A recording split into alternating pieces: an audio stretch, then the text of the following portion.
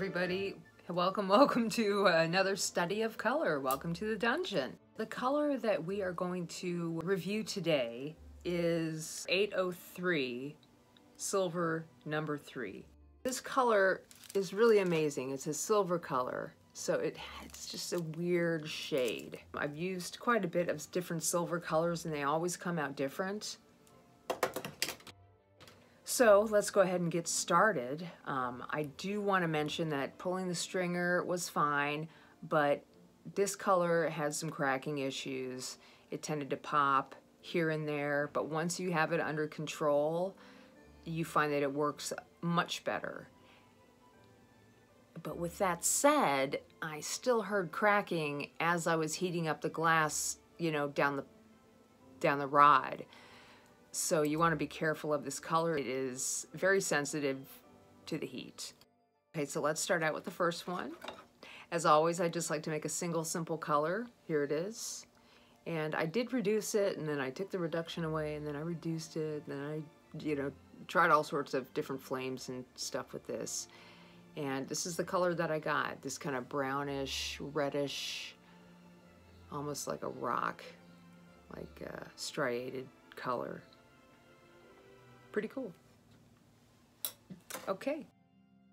The second color came out, the second bead came out great. This was so cool. It was on black, and then on top of the color that I put on there, I put clear in the same, like right over the color in that same pattern. And now here you can see that the color, there's different colors coming out of that silvered color. Violets and greens and some blues and pinks. It's really, really cool. The clear it's all about the clear.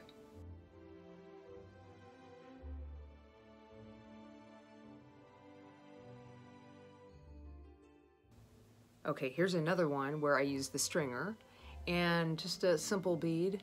Put the stringer on, and I think that this background, I'm pretty sure it was ivory. I put the stringer on, and then I put just 4 dots of clear so I could see if there was a difference. And there is a slight difference in the color. It's a little bit more of, it's like a greenish color here, but on the ends I see that the color is actually changing. And the edges of that stringer look really awesome with that dark edge. This one I actually did on white, and because it's a silver color, it's going to fume that white bead and make it look a little darker. So I put my dots on, and I put some clear on top of those dots, and I heated it up, put some dots of the same color on top, and this is what I got. Very interesting stuff. Depending on where the heat is, you're going to get something different. And then last but not least, I thought I'd make a clear one and use the stripes.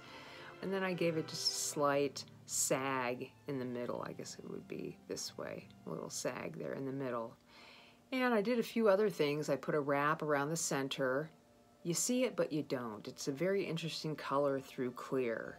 And we'll get a better look at this after we clean it out the inside.